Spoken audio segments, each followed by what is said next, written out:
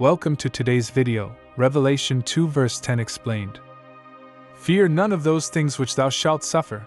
Behold, the devil shall cast some of you into prison, that ye may be tried, and ye shall have tribulation 10 days. Be thou faithful unto death, and I will give thee a crown of life. This verse is part of the letter to the church in Smyrna, one of the 7 churches addressed by Jesus in the book of Revelation. It is a powerful message about facing suffering and remaining faithful even in the hardest moments of life. First, the verse begins with a command not to fear the things that you might suffer.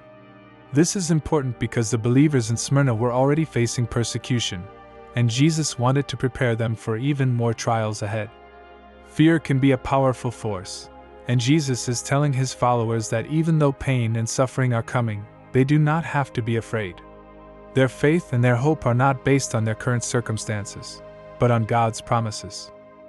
The next part of the verse warns that the devil will cast some of them into prison. This shows that behind much of the persecution Christians face, there is a spiritual battle taking place.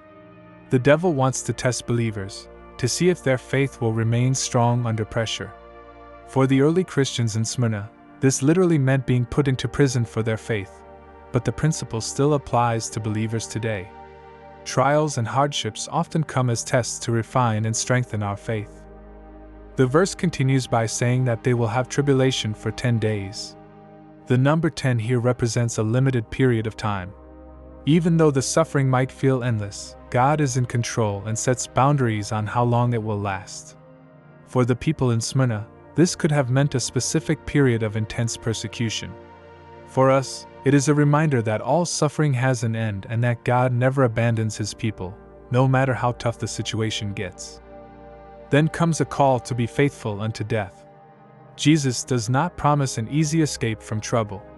Instead, he calls for steadfast faithfulness, even if it means facing death.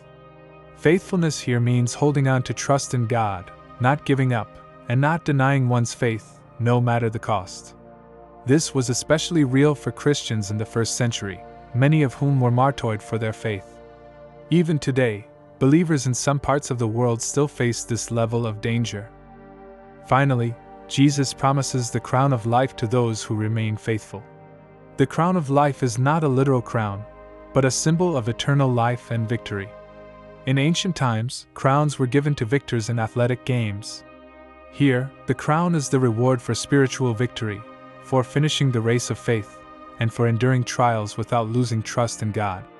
This promise reminds all believers that no suffering on earth can compare to the eternal reward waiting for those who are faithful to Jesus.